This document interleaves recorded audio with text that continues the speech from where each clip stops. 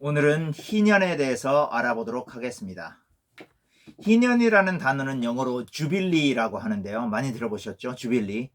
주빌리라는 단어는 원래 히브리어 요벨이라는 말을 음역한 말입니다. 원래 요벨이라는 것은 숫양의 뿔, 양각 나팔 이런 의미입니다. 그래서 원래 숫양의 뿔을 50년째 7월 10일 날은 대속죄일입니다. 레위기 16장에 보면 대속죄일에 대해서 나오는데, 양각의 뿔을 50년째 7월 10일 날 빰빠라밤 하고 이렇게 부르는 겁니다. 그래서 그러면 희년이 왔다라는 것을 상징하는 겁니다. 그래서 여기서 희년이라는 말이 바로 그 수디양의 뿔, 양각 나팔을 의미하는 것에서 유래가 된 겁니다. 그래서 희년이라는 말은, 희년은 다른 별명들이 있어요. 이것을 50년째 해라고 하기도 하고 자유 혹은 해방의 해라고 하기도 합니다. 그리고 특별히 누가복음에서 저자 누가는 이것을 바로 은혜의 해 혹은 은총의 해, 영어로는 the year of favor 이렇게 표현하고 있습니다. 희년은 안식년이 7번 끝나고 난 다음의 해예요. 그러니까 77에 49, 49년 다음 해죠. 그래서 50년째 해를 바로 희년이라고 합니다.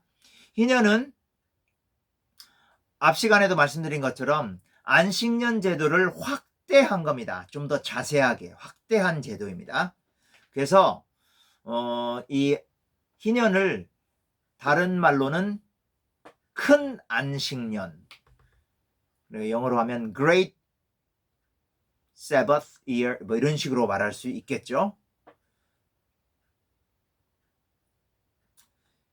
희년은 어떤 해냐면 자유 혹은 해방을 선포하는 해입니다.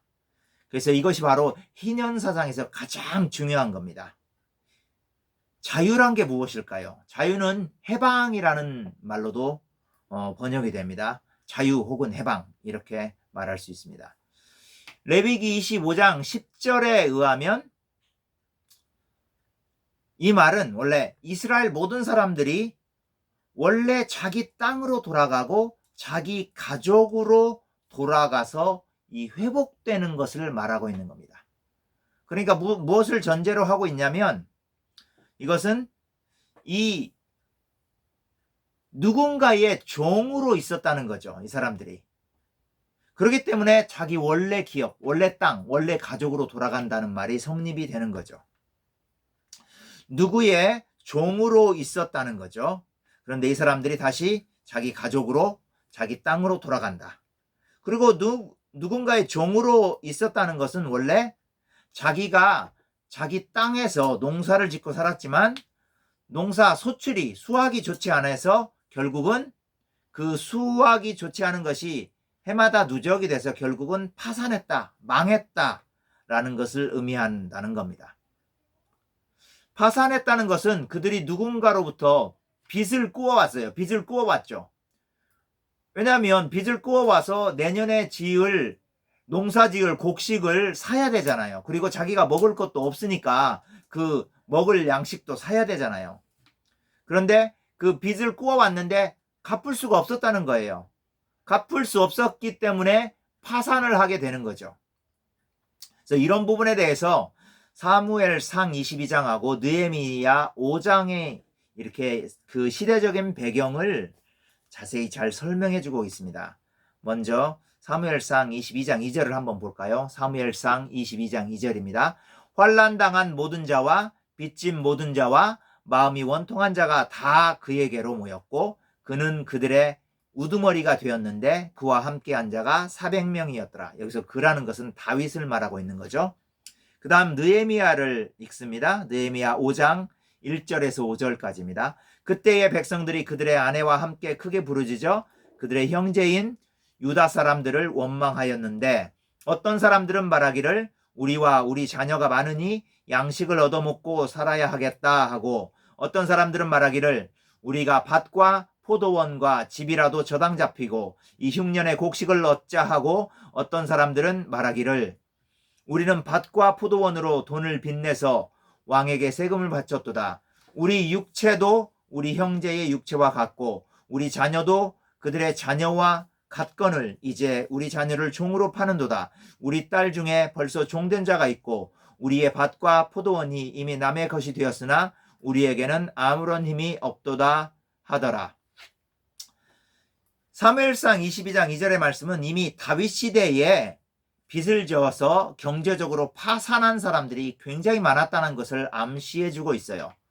다윗 시대라고 하면 비교적 이스라엘 건국 초기의 일이지만 이미 이때 경제적으로 파산한 사람들이 굉장히 많이 있었고 이것이 바로 이스라엘 사회에 굉장히 심각한 문제였다는 것을 암시해주고 있습니다. 느헤미야는 이미 바벨론 포로에서 돌아온 이후 세대죠. 이 느헤미야 5장 1절에서 5절은 자유인이 어떻게 종이 되어 가는가를 자세히 서술을 해주고 있어요. 자, 바벨론 포로에서 돌아온 느헤미야 시대에 많은 유대인들은 자기 기업, 즉 자기 땅에서 열심히 농사를 지어도 먹고 살 만큼 충분한 곡식을 얻지 못했다고 이렇게 표현하고 있어요. 그래서 결국 경제적인 약자가 되어서 곡식을 구하고 세금을 내기 위해서 자신들의 땅인 자신들의 땅, 기업을 저당 잡혀서 빚을 지게 된 거예요. 그래서 빚을 못 갚게 되는 경우에는 자녀들을 종으로 파는 경우가 허다했어요. 그래서 빚을 못 갚아서 자녀들을 종으로 팔게 되면 가족이 해체가 돼버리는 거죠. 그래서 이런 식으로 경제적으로 파산해서 남의 종이 된 자들을 해방시켜서 자유를 주고 가족을 회복시켜서 팔린 기업, 팔린 땅을 원래대로 회복시켜주는 해가 바로 희년이라는 겁니다. 희년 때 이런 일들이 이루어지는 거죠. 그러니까 경제적인 약자들은 자기의 땅을 돌려받을 길이 없는 사람들, 그리고 자기의 딸이나 아들들을 종으로 팔린 사람들, 이 사람들은 희년만을 간절히 기다리겠죠. 그래서 이 레위기 25장은 희년법에 대해서 굉장히 자세하게 소개하고 있는데 5가지가 주된 내용입니다. 첫 번째는 토지 매매법, 토지를 자기의 땅을 어떻게 팔고 또 어떻게 사는가, 남의 땅을 어떻게 사는가. 두 번째는 토지를 무르는 법. 우리 오늘날에는 무른다는 말을 쓰지 않는데 우리 어렸을 때는 물러달라 이런 말을 많이 썼어. 뭐냐면 원상태로 해달라, 원상태로 복구시켜달라. 토지를 무른다 그러면은 되산다는 거죠. 팔렸던 것을 다시 사는 거죠. 영어로 하면 buy back입니다. 그래서 첫 번째는 토지 매매법, 두 번째는 토지를 무르는 법, 세 번째는 집을 무르는 법.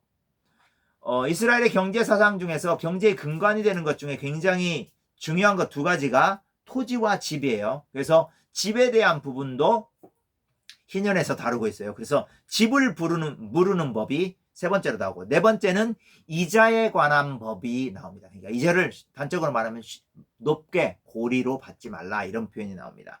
그 다음 5번째는 노예를 해방해주는 노예 해방법에 대해서 나옵니다. 혹은 다른 말로 하면 종을 무르는 방법, 종을 다시 원래 자유인으로 사주는 방법, 이렇게 5가지가 나오는데 이번 세션에서는 토지 매매법까지 하겠습니다. 토지 매매법은 레위기 25장 14절에서 17절에 언급하고 있습니다. 자, 원래 모든 토지는 누구의 소유입니까? 이스라엘의 모든 토지의 소유주는 하나님입니다. 이스라엘은 그냥 토지의 소작인일 뿐이에요. 토지에 새 들어서 사는 사람들, 영어로 하면 테넌트예요. 테넌트. 그래서 원래 모든 토지는 하나님의 것이기 때문에 사고팔고 할 수가 없게 되어 있어요. 이것이 바로 희년법의 대전제입니다. 그럼에도 불구하고 이스라엘이 아까 말씀드렸죠? 어떤 사람이 농사를 지었는데 농사가 되지 않았어요. 소출이 잘 되지 않았어요. 흉작이에요. 그러면 풍작을 이룬 사람한테 곡식을 빌려와야 되는데 곡식 빌릴 때 뭐를 저당 잡히고 빌려오겠습니까? 자기의 땅, 자기의 토지를 저당 잡혀서 빌려오겠죠. 그런데 못 갚게 되면 어떻게 됩니까? 이 자기의 땅을 그 곡식을 빌려준 그 사람한테 줘야 되는 거죠. 일부를 떼어서. 그렇죠? 그러니까 맞바꾸는 거죠. 토지와 곡식을. 이런 식으로 해서 어떤 사람은 계속적으로 수출이 좋지 않으면 자기 땅을 다 팔고서라도 곡식을 사서 생존해야 되는 경우들이 많이 있는 거죠. 그래서 어쩔 수 없이 토지를 사고 파는 하는 경우가 생기게 됩니다. 그런데 이 토지 매매를 하는 것은 희년 전까지만 할 수 있습니다. 그러니까 49년까지만 할 수 있는 거겠죠. 그런데 사실은 토지를 사고 판다는 것은 토지를 사용할 수 있는 권한을 사고 파는 거죠. 그래서 토지를 살 때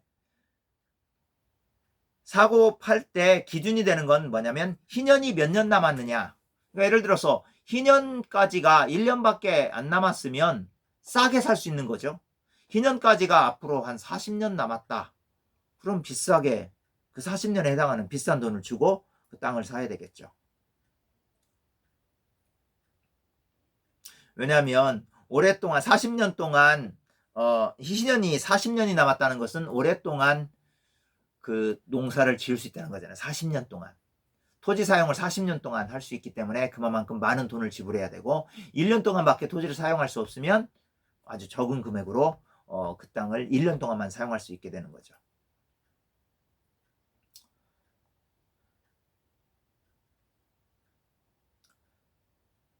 그리고 토지 매매법에서 굉장히 중요한 것 중에 하나가 뭐냐면 토지를 매매할 때 부당한 이익을 챙겨서는 안 된다는 거예요.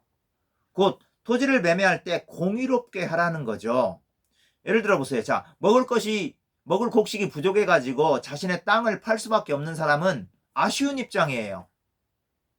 먹고 살기 위해서, 생존하기 위해서 땅을 팔아야 돼요. 그러니까 땅을 비싸게 팔 수 있겠어요? 비싸게 팔 수 없겠죠. 곡식을 빌려주는 사람이 그 사람의 땅을 싸게 살려고 하겠죠. 자기의 땅을 팔고 곡식을 빌리는 사람은 생존해야 되기 때문에 싸게라도 땅을 팔려고 하겠죠. 이런 상황들이 많이 생길 수 있다는 거죠. 누구나 다 그럴 수 있겠죠. 그래서 이런 것들을 미연에 방지하기 위해서 토지 매매법에서는 어떻게 하고 있냐면 땅을 매입하고자 하는 사람은 가난한 사람 입장에서, 그러니까 곡식을 빌려와야 되는 사람 입장에서 서서 그 사람의 그 처지를 이해해 줘야 된다. 그리고 가난한 경제적인 약자가 된 그 처지를 악용하면 안 된다라고 말하고 있는 거예요. 그래서 이렇게 하나님께서 가난한 사람의 처지를 먼저 이해해주고 이 사람의 편에 서주는 것이 바로 이 희년법인데, 이것을 그대로 행하는 것을 바로 하나님의 공의를 행한다라고 표현을 하고 있는 거예요. 그래서 하나님은 공의를 행하고 공의를 행하지 않는 사람은 굉장히 싫어하고 미워한다고 표현하고 있습니다. 잠언 11장 1절에 보면 하나님께서는 속이는 저울추를 미워하시고 공평한 저울추, 즉 공의로운 저울추는 기뻐하시는 분이다 라고 표현하고 있기 때문입니다. 구약에 공의와 정의 사상이 굉장히 많이 성경 곳곳에 많이 나오는데, 그거는 구체적으로 공의와 정의는 굉장히 큰 주제이기 때문에 다음번에 한번 다루기로 하고, 이렇게 토지를 매매하는 데 있어서 곡식을 주면서 그 토지를, 가난한 사람의 토지를 살 수 있는 사람이 자기의 경제적인 부를 이용해서 그 가난해진 사람, 곡식을 빌려야만 하는 사람의 그 땅을 헐값에 사는 그런 일을 하지 말라라고 하는 거죠.